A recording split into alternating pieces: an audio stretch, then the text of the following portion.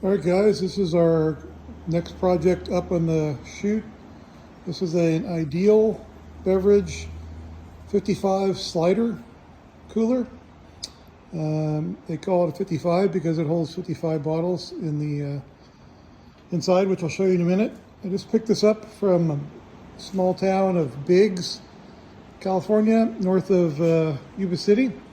Brought it back down. It was in a barn there. Who knows how long it had been there, but definitely was full of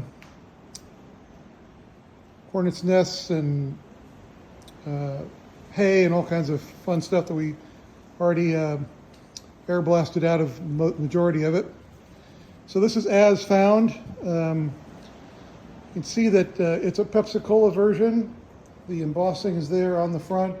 It's in rough shape and it's been sanded down a little bit too much, but we're going to try to bring that back.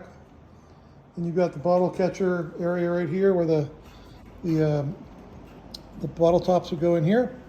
Of course, you got the coin mechanism. It's a 10-cent coin mechanism. The change switch still works.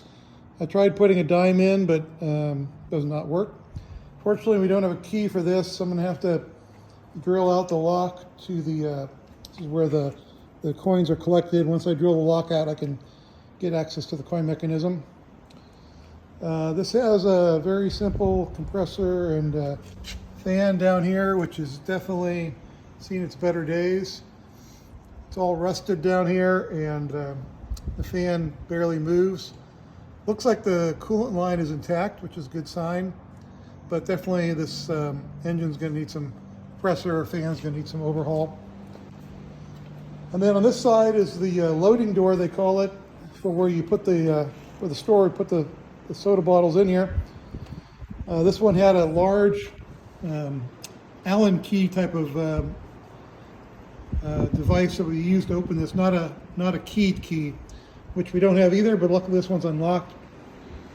And the Allen key just tightens up this nut right here, or this bolt onto the nut right here.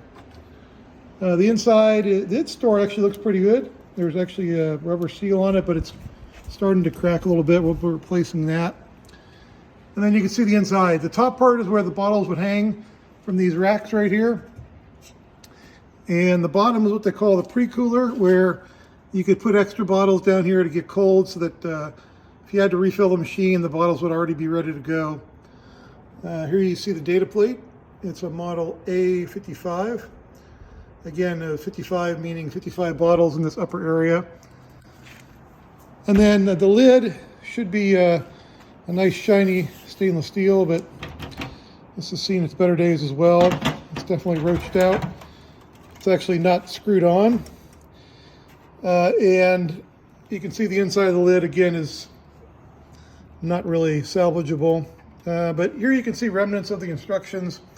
So as a customer, you'd open this up and it would tell you to put your money in, slide the bottle to the area marked, which is on this far side here.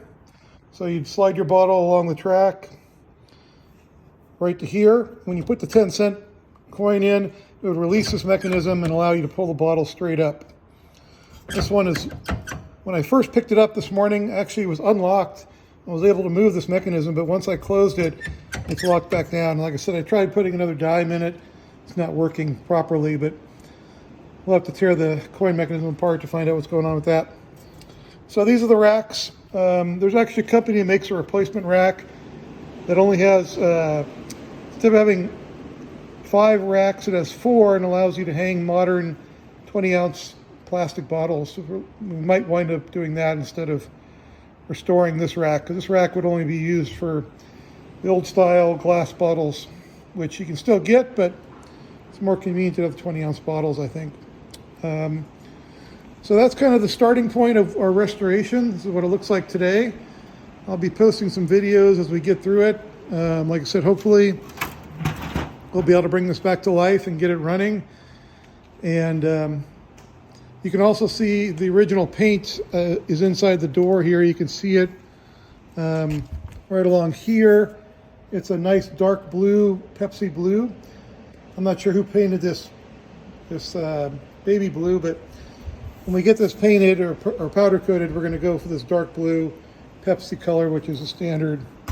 It's used in this era, 1950s, early 60s. So anyway, keep checking the channel. We'll add some updates as we go.